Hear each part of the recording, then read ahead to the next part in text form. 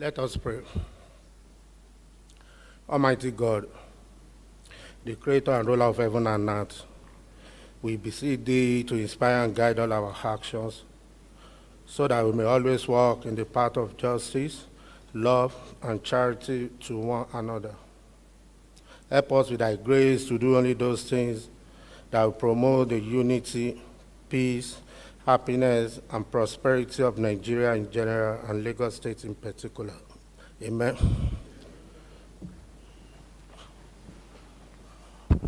Good afternoon, distinguished colleagues. You are all welcome to today's sitting.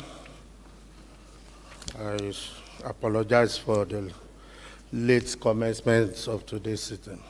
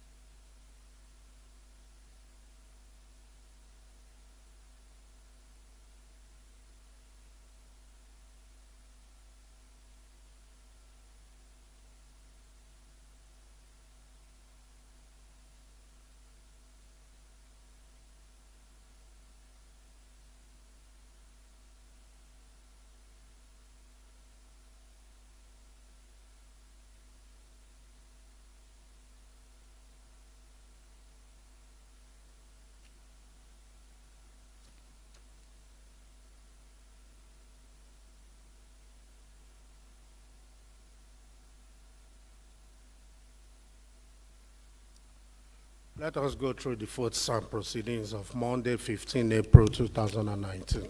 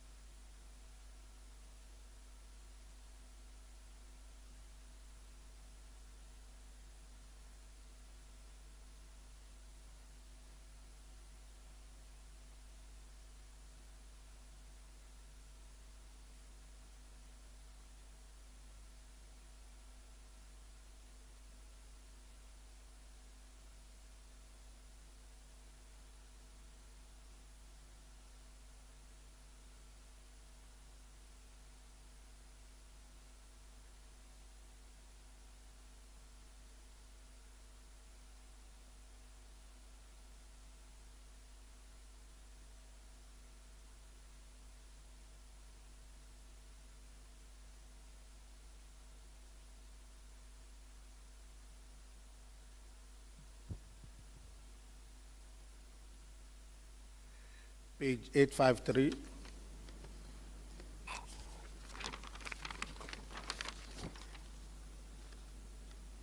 It's 54. 855.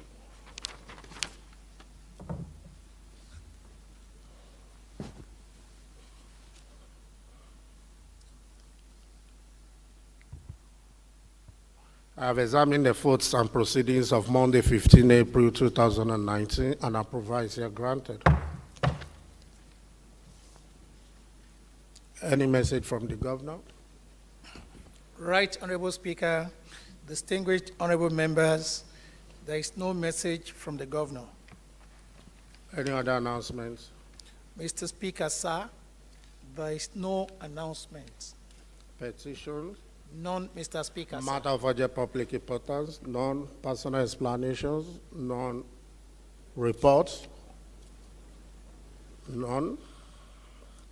Majority Leader.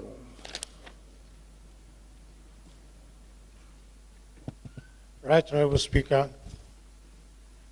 My first motion of the day is to move that the items on the other paper be rearranged in such that item A on the other paper becomes item B, and item B is brought forward to become item A. For convenience of proceeding, Mr. Speaker, I so move. Honorable Laiwala. Mr. Speaker, sir, I rise to support the motion as moved by the... All in favor say aye. Those against nay. The ayes have it. Majority Leader. Mr. Speaker, consequently, may I say that items under item A are presentation of reports. We have two reports under this item, Mr. Speaker. One is in respect of House of Assembly Bill number 59, Public Procurement Agency Amendment Bill 2018, and the other is House of Assembly Bill number 66, Appropriation Bill 2019. Mr. Speaker, in order to take these reports, may I move that this House dissolve first to Committee of the Whole in respect of the Public Procurement Agency Amendment Bill, thereafter Committee of Supply to take the Appropriation Bill. Mr. Speaker, I so move. Honorable Naim. Thank you, Mr. Speaker. I rise to second the motion as moved. All in favor say aye. Those against nay. The ayes have it. Honorable Gundimu.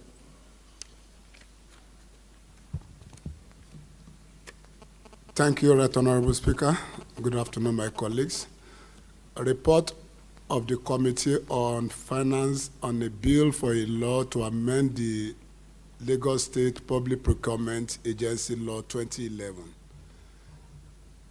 Preamble, the House at its plenary session on 19th November 2018 committed the above bill to the Committee on Finance for further scrutiny and report its findings. Right Honorable Speaker, I seek your indulgence to move to the observation of the report.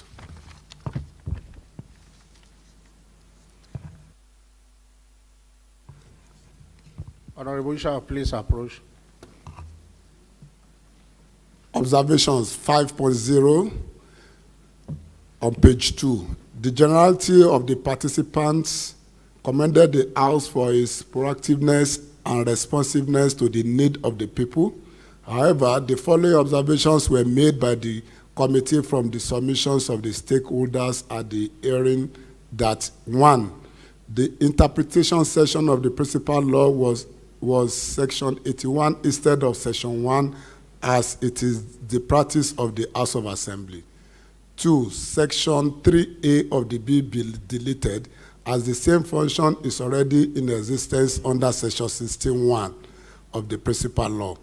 3, The 20% advance payment given to contractors is now proposed to be increased to 40% to enable the contractors perform in stipulated period of the contractual agreement, while the sum of 20% or less as may be agreed with the contractor may be given in case of huge capital projects. 4, the tenure of the office of the chairman and members is suggested to be increased to 4 years from 3 years.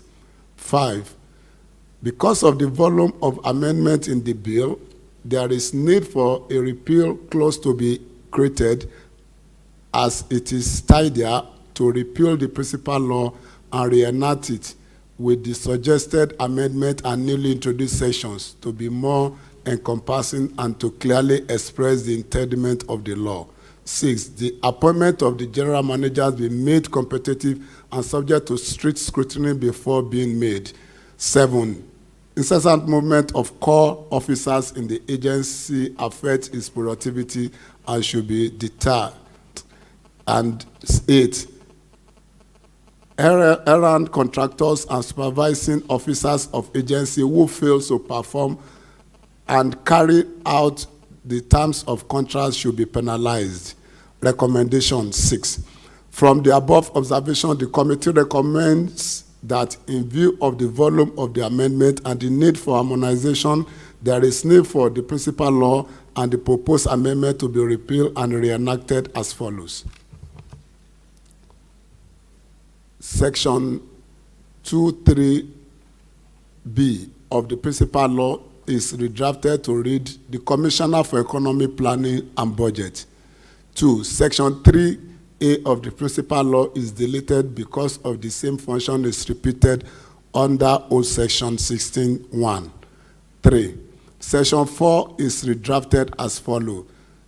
The tenure of office. The chairman and members of the board shall hold office for the terms of 4 years and may be reappointed for a further term of 4 years only. 4, Section 18 of the principal law with the side note, the general manager of the agency is amended by creating a new subsection 1 and 3 to read us. 1, there shall be appointed for the agency a general manager. 3, the appointment of the general manager shall be subject to the competitive exercise which shall be advertised, listing the requirement for the qualification to the public, from where the best candidate among the shortlisted and interviewed shall be appointed by the governor, subject to the confirmation of the House. 4, old Section 19 of the principal law with the side note, the secretary/legal advisor and other officer of the agency is amended by creating a new subsection 3 to read thus: Secretary/legal advisor deployed from the state civil service shall serve for a minimum of 3 years in the agency before being considered for redeployment, if necessary, to the parent ministry. 6, old Section 22, subsection 3, line 3 of the principal law with the side note, governing rules of public procurement, is amended by inserting without agency after the word benchmark. 7, still on old Section 22, subsection 4, line 1 to 2 of the principal law is amended by deleting the phrase a legal person before or also delete a natural after the word or. 8, old Section 24 principal law with the side note procurement office is amended by deleting paragraph M subsection 1. This is because it is the tenders committee that evaluate the bids and renumbered accordingly. 9, old Section 26 of the principal law with the side note approving authorities is amended by deleting paragraphs C and D, as these provisions are spent, and create a new paragraph C to read: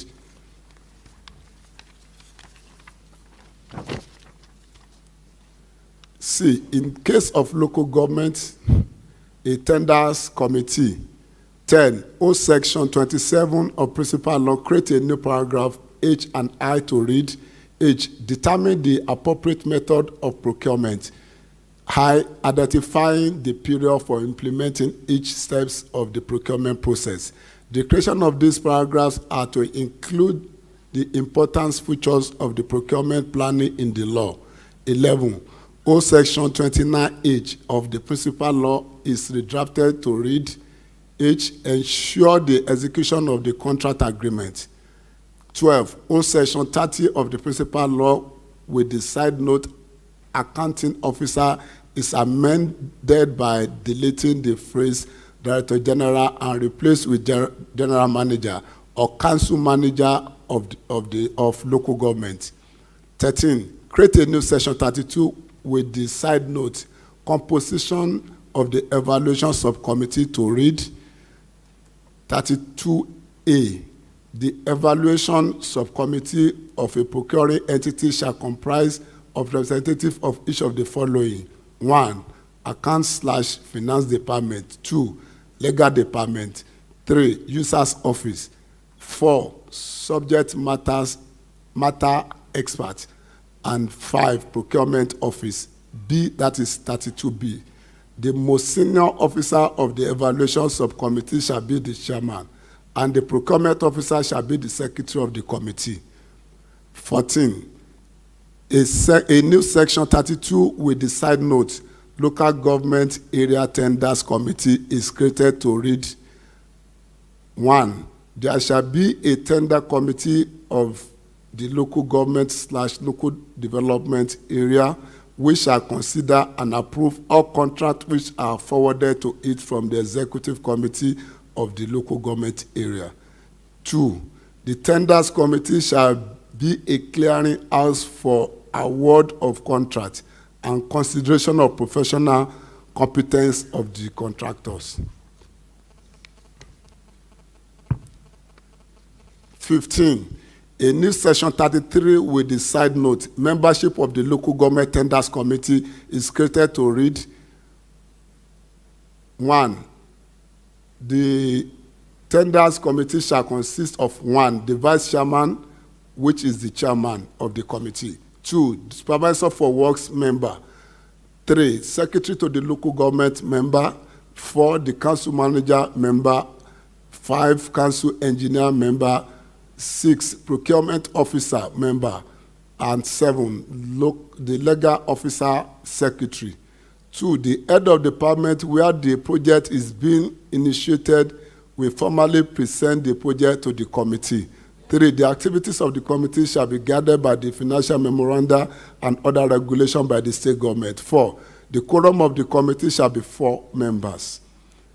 16. The newly introduced sections are to bring the local government guidelines to 2011 into conformity with the procurement law. 17. The old section 32 of the principal law with the note open competitive bidding is amended by deleting section 3 and replacing it to read: 3. No negotiations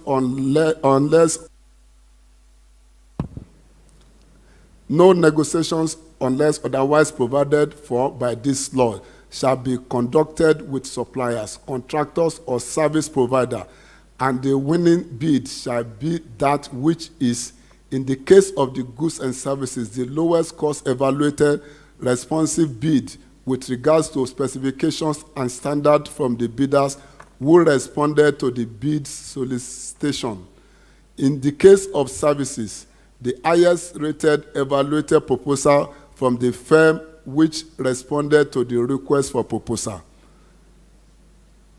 18.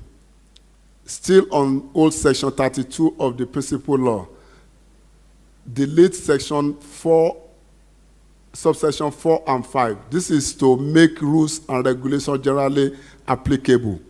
19. The principal law is amended by deleting section 33(1) and replacing it to read: invitation to bid may either be way of national competitive bidding or international competitive bidding, and the State Executive Council, through the recommendation of the board, shall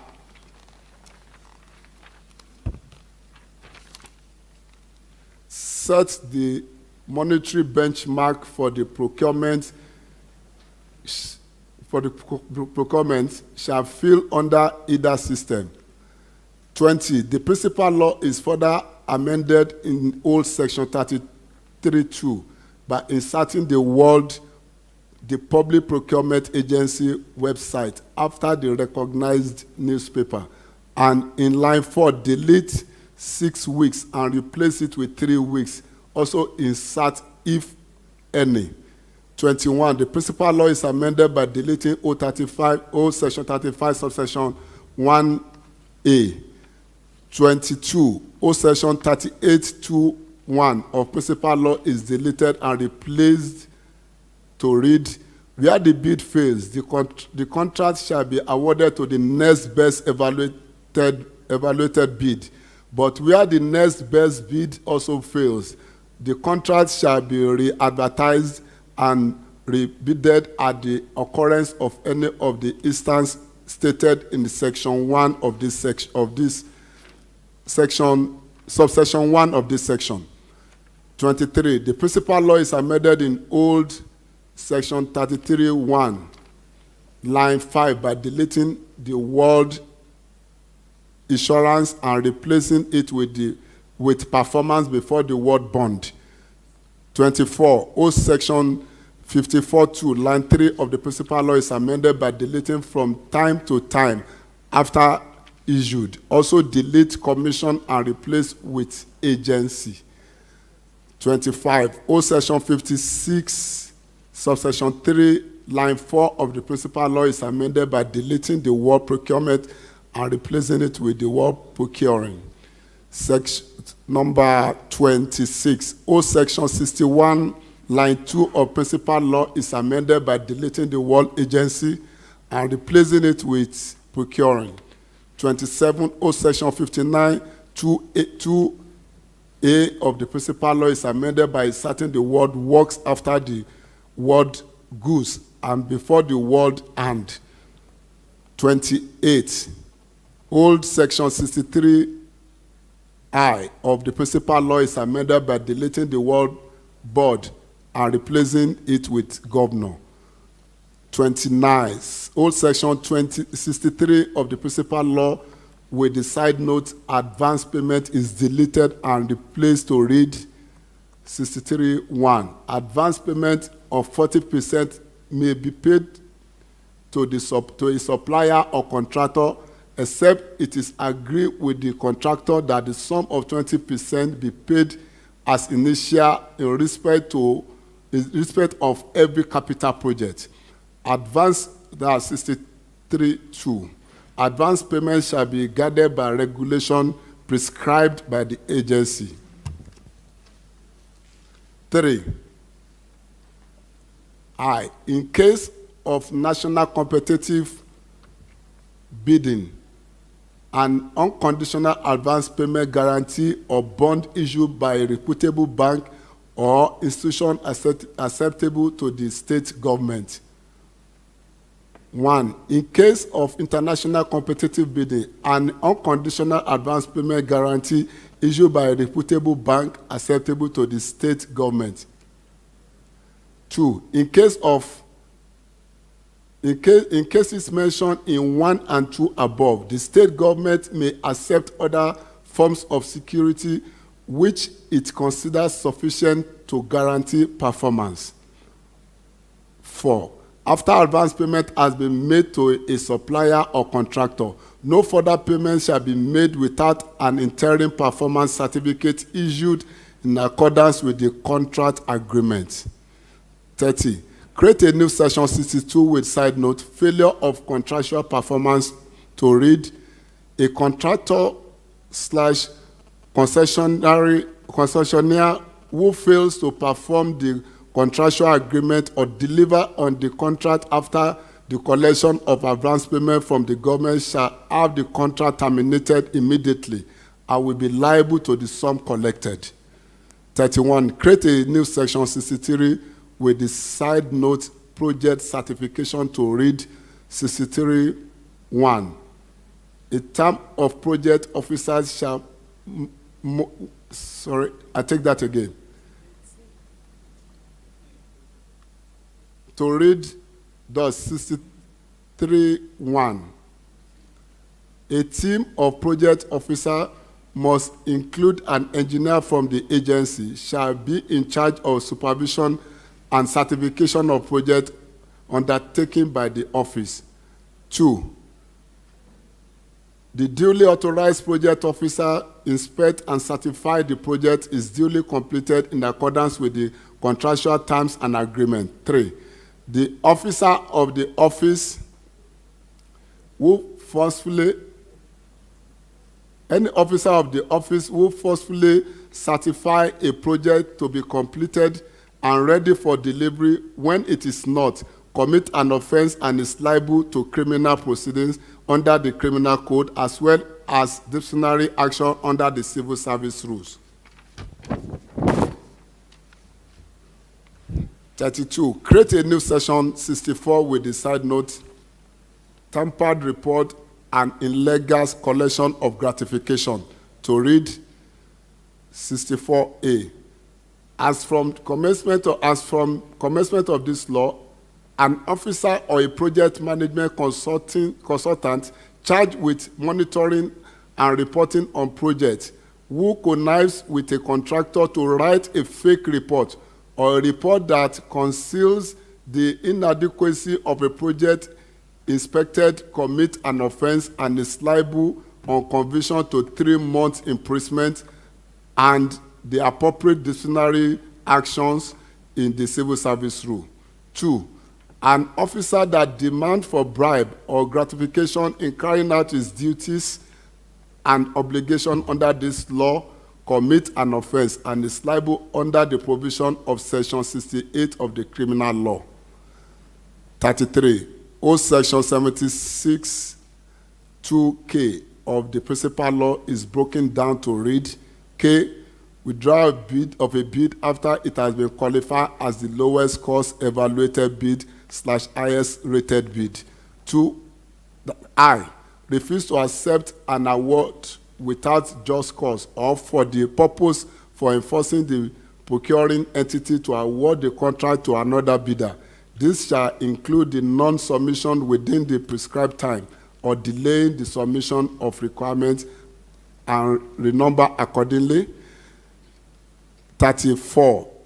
The interpretation section is amended by include and define the local government area to include local council development area.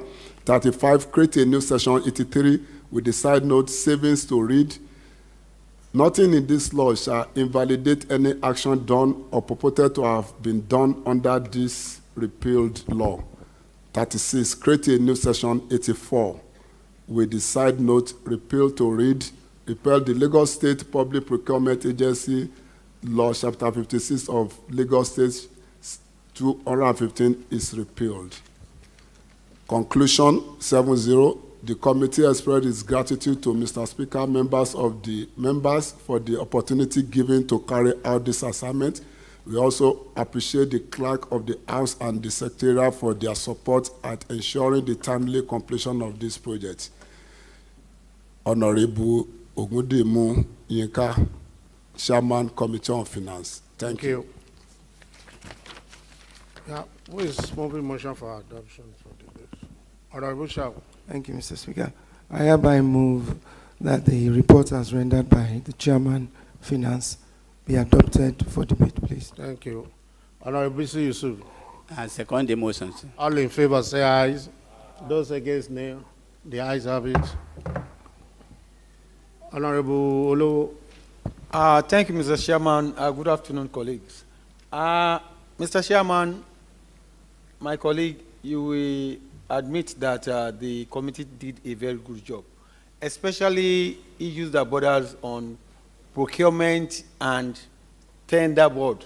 It has been a great issue and contentious at local government levels, and I think it has impacted negatively on their ability to move further. But with this law being passed, or bill being passed, that means it will be a thing of the past, and they'll be able to do better at that local government level. I really appreciate it because it affects my committee. And secondly, sir, another issue where I have to commend them borders on the secretary stroke legal advisor that are deployed from the civil service. We know all this while that procurement as an agency of government is very, very important. And the secretary is the lifeline of that agency. The protection given to the secretary that has to operate at least 3 years before he or she is moved is a good one. It will allow for continuity, and from there, the agency will do well. But Mr. Speaker, page 6, I appreciate what the committee has done. But then, recommendation 29, advance payment to suppliers. To me, because I don't know rationale why they have to limit it to 40%, there are some supplies that, because of the important nature, especially when you are talking about medical supplies, and some of them are not even gotten in Nigeria, that maybe they have to go and import it. Then you know the cost implication, you know the huge capital outlay. We can say in some cases, we can give it a headroom to say, okay, between 40 and 60%, based on the agreement they had. But if you limit to 40%, that means for such, it might delay the supplies. And we know that when we're talking about medical supplies, it has to do with life. So that is just my observation. Thank you, sir. Well, thank you, Honorable Low. You should also consider where the supplier fails to perform its own side of the contract. So I think 40% is okay, since there is a procedure before getting to a stage where contract will be awarded. So the competence of such supplier must have been considered from day one. Honorable Jude. Yeah, good afternoon, sir, and my colleagues. Let me also appreciate the chairman and the committee members for a job well done. I also want to make reference to page 6, where Honorable Lowe have just mentioned. My concern here is when you say heavy capital project. So I think in this light, if it's possible, we should define what we mean by heavy capital project in terms of probably Naira and Kobo volume. I think it's necessary. Then, sir, page 7, when you look at, I can see that number 3 there is duplication. You have the first paragraph there, you have, say in case, you can see one repeated in 2 places. I just felt the duplication. So maybe just take note. Then when you get to number 31, creation of a new section 63. If you look at, when you say project certification, a team of project officers, which must include an engineer from the agency, shall be in charge of the supervision. I'm thinking there is, where you have agencies, who shall be in charge? Who is missing in that place? Please look at it, and I think it's an additional we can add. Thank you, sir. Thank you. Honorable, your light is on. Yes, Mr. Speaker. Go ahead. Thank you, Mr. Speaker. I also want to commend the committee. They've done a very thorough job. And procurement, like I say, happens to be the gateway to the expenditure of the state. The General Manager of Procurement, that is the PPA, Public Procurement Agency, is somebody that has to be insulated from coercion and any other form of intimidation in government, because there's this document that is normally issued, and they call it letter of no objection. And letter of no objection is supposed to be raised primarily when all conditions to award that contract has been fulfilled. Even in the bid document that has been submitted according to the law of PPA, the first item there is the budget that shows that that contract has been budgeted for. But over the course of the year that we've handled appropriation, we've seen several cases where monies not budgeted for are expended, and the Office of Office of PPA issues that no objection document, irrespective of the fact that it is not appropriated for, which is illegal. But at the end of the day, you find out why would they continue to do that. He who plays the piper dictates the tune. So I want to suggest, I don't know if this House would accept that, the removal of the general manager for procurement agency must be with the permission of this House. That is my candid suggestion. That a resolution of this House must back up that removal, back up suspension or any other disciplinary action that may be brought against that particular officer, so that you can strengthen their hand to obey the appropriation law that is passed by this House. That is my suggestion. Section 18(4) of the law, as is the existing law, talks about the removal. Thank you, Mr. Speaker. Honorable Ayode. Thank you, Mr. Speaker, sir. Well, let me also commend the committee for the good job. I'm going to page 5 and new section 33 created.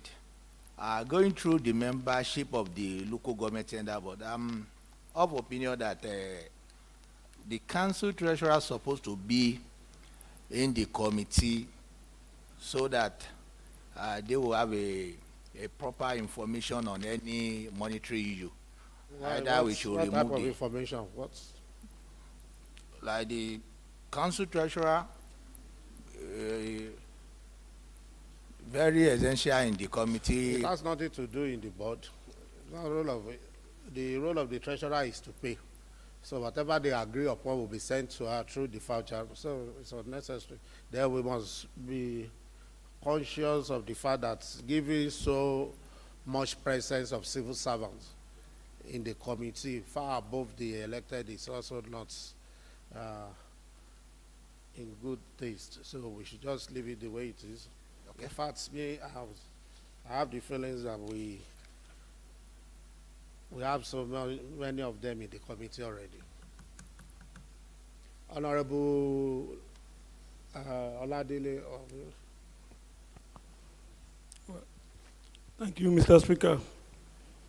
I want to also join others in commending the committee based on the report that we have been given.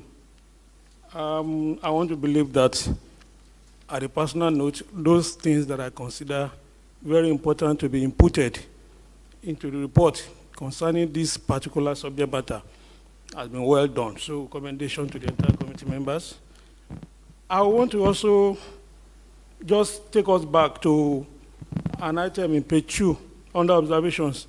I'm going to observations because I feel that since I don't have the original bill with me here, even though recommendations are supposed to be looked into, I assume that those things that are not mentioned in the recommendations have been taken care of through the observations that have been made. And here I'm referring to page 2, observation 3, under 50. If you allow me, I will, Mr. Speaker, I want to read it out. The 20% advance payment given to contractors is now proposed to be increased to 40% to enable the contractors perform in stipulated period of the contractual agreement, while the sum of 20% or less, as may be agreed with the contractor, may be given in case of each capital project. I would think that, as against giving, probably what the committee members meant, along with the chairman, is to be added, just in case you have a bigger contract. If you put it as given and you leave it like that, it will seem an alternate to the original suggestion that was made. So it should be added, just in case you see a project that attracts larger capital. Thank you so much. Honorable Lulade. Thank you, Mr. Chairman. I want to commend the committee for doing a very great job. But in line with what Honorable Lado just said now, concerning that particular observation, which was carefully taken care of in the recommendation number 29, I mean, on page 6. I want to go back there because I feel there is something that is not that clear to me. in 63, in advance payment 63, 63, it says advance payment of 40% may be paid to a supplier or contractor, except where it is agreed with the contractor that the sum of 20% be paid as initial payment in respect of every capital project. What I am, and in subsection 2 of the same section says advance payment shall be guided by regulation prescribed by the agency. That means what we are even talking about might not be in conformity with that section 1 that have already stipulated what could be done. And also the word may be paid. I think we should look into that. Is either we have shall be paid or something, but when we say may be paid, it's not that emphatic. Thank you. Well, you should just remove the 20%.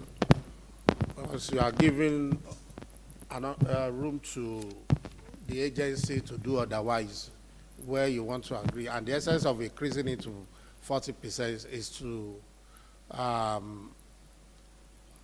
to create room for the contractor to accelerate action on such contracts given to the contract, and also to avoid a kind of inflation that will further affect the contracts awarded negatively. Because if you give 20% and within a year or before you can access another fund, issue of inflation are setting. So those are the reasons why we agree that we should review the percentage to 40%. But what we have done here is like creating opportunity for the agency to further go back to 20%, or government to further go back to 20%. Honorable Laiwola, you have something different. Quickly, sir, Mr. Speaker, I need to call your attention to Section 33, sir. It has to do with Section 33(3). I'm calling our attention to the activities of the committee shall be guided by the financial memoranda and other regulations by the state government. It has to do with membership of local government, just as Honorable Layode put it to us, sir. Who is going to give us the activity of the committee that will be guided by the financial memoranda, if not a council treasurer, sir? I'm just advocating that we should include the council treasurer into the committee. Thank you, sir. Chairman, sir, for aspect of local government, once CM is included, CM is a subordinate to, CT is a subordinate to CM. So the CM has the right to summon whatever information you want to take from the council treasurer. You even have the legal officer there. Yes. You can advise accordingly. It's a matter of law. It's not about a matter of fun. Honorable Nuruddin. Yeah, thank you, Mr. Speaker, sir. If you look at the 13, the council treasurer is also involved in composition of evaluation subcommittee. In what? Subcommittee, evaluation of subcommittee. 14. 32A, evaluation of subcommittee of the procurement entity, page 4. Okay. Yes, the accounts of finance department, that's the head of the finance. The treasurer is already there to review the evaluation of subcommittee. So it's already take care of that one. Thank you very much. Well, I think old section 38, page 4, number 32, where the bids phase, the contract shall be awarded to the next best evaluated, but where the next best bid also phase, I think there should be 3 in the consideration. If one phase, the second one phase, then you should give it to the third one, because they should at least select the best 3 among those who are bidding. You can't limit it to 2. I don't know your reason of limiting it to 2, but if the first one phase, second one phase, then the third one should be given the opportunity. There should be 3, not 2. And where you prescribe or propose sanction for erring, as for commencement of a project manager charge. Okay, that is page 8, section 64, subsection 1. You are suggesting 3 months. I think that is too mild. The essence is not to send anybody to prison, but to, to encourage them to ensure doing what is right. We have witnessed series of failed projects, failed buildings, and we don't want it to happen. The essence of this law is to encourage, transparency and accountability. So if we are going to do that, you are giving somebody 3 months replacement. I think it should be higher than that. And there should be option of fine as well. Or if you want to remove fine, then we should increase the period. So the essence is to ensure every project manager comply with the provision of this law, and at the same time ensure that whosoever the contractor is carried out, very good projects. So those two. Honorable Councilman, do you have anything different for me? Yes, sir.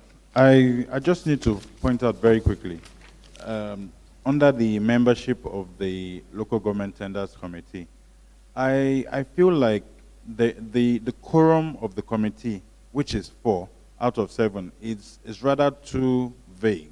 And this is the reason why I've said so, sir. The vice chairman is supposedly the chairman, the supervisor for works is a member, the secretary to local government is a member. We know the membership, just make yes, your sir. points. So what I'm trying to say in essence is this, sir.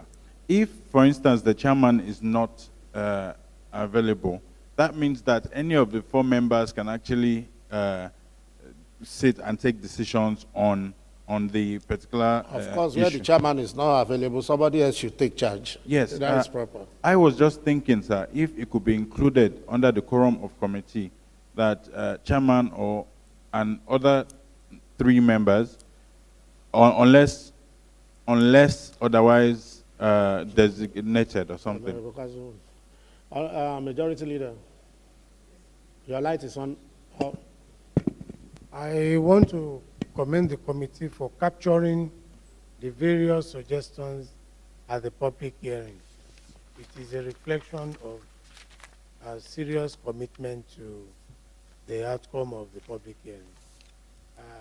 Having said that, I wish to call our attention to item 30, dealing with... Item what?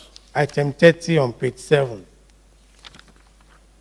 Creation of a new section 62 with side notes, failure of contractual performance. Mr. Speaker, I wish to observe that this provision here is technically slippery and has to be qualified.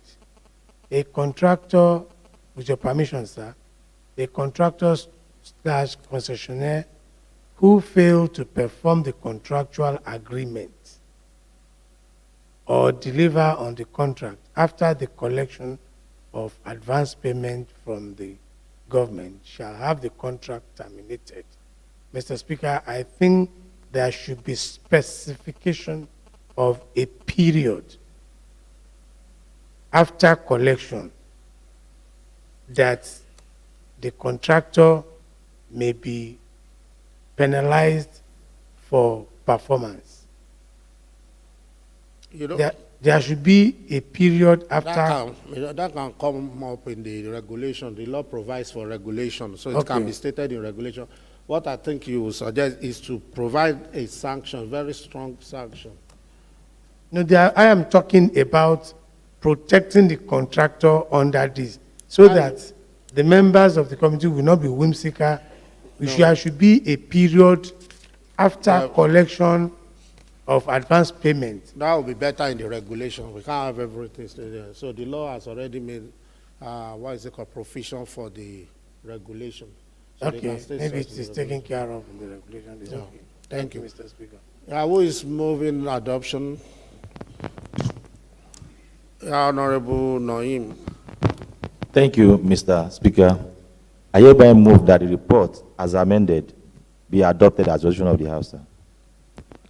We second you. Honorable Councilman. I second the motion as moved. All in favor say ayes. Those against nay. The ayes have it. Majority Leader.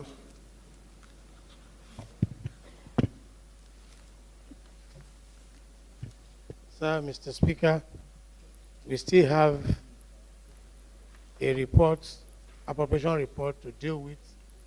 But Mr. Speaker, may I move further that committee of the whole transform to committee of supply to be able to take the appropriation bill with all rules guiding committee of supply to apply. I so move, Mr. Speaker. Who is seconding? Honorable Victor Akande. Thank you, Mr. Speaker. I write to second the motion as moved. All in favor say aye. Those against nay.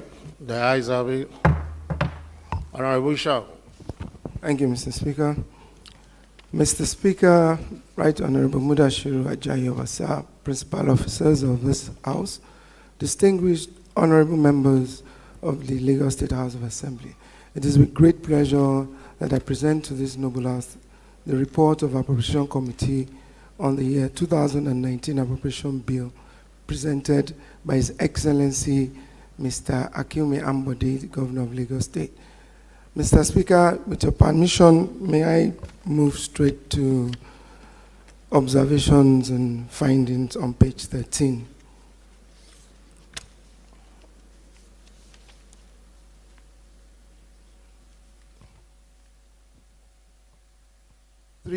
Page 13. 2.3, observations and findings. During extensive deliberations with the MDAs on their budget proposals, the committee made the following observations. 2.4, fiscal items of the proposed 2019 budget. 2.4.1, total revenue. The total revenue of 775.231 billion projected for the year 2019 is believed to be realistic based on the current average total IGR growth of 12%, a projected average performance of 80%, and a federal transfer of 200 billion naira, relying on the balance of federal road infrastructure refund of about 50 billion naira discounted, which was omitted from the extraordinary revenue projection under IGR. Internally generated revenue order. However, the internally generated revenue order needs to be reduced from 91,955 million, as empirical records do not support this level of collection for year 2019. At best, it should be 60 billion naira, bearing in mind the revenue growth rate and the projected performance percentage. Investment income. The investment income of 5.3 billion naira could not be justified as empirical records support only a projection of 4 billion naira at best. Grants. We are very wary of the provision of 17.816 billion for grants under capital receipts. This is because grants is very dependent on release of counterpart funding, and the government has in recent times shown a very lukewarm attitude to this. To achieve this figure, it is paramount that government commits to the performance of counterpart funding within the 2019 budget year. 13% derivation. It is surprising that the 13% derivation from oil exploration, which debuted in year 2017 budget with a receipt of about 200 million, that's 0.2 billion naira, is recording a decline in revenue. Year 2018 was 0.3 billion, and this year, 2019, the estimate is put at 0.1 billion. The explanation of the Ministry of Finance that the exploration company has been approved to recover some costs requires further clarification. Extraordinary expenditure. It was observed that no provision was made for income under this head even though the second tranche of refunds on road infrastructure is expected this year. The sum of 50 billion discounted needs to be projected based on the outstanding balance. Debt charges internal. The internal debt profile of the state stood at 143.121 billion as at 31st December 2018. This is 4.329 billion more than 138.792 billion, being the internal debt balance as at 31st December 2017. We recall that the provision for the debt charges internal for the year 2018 budget was 23.093 billion, while 26.260 billion was expended.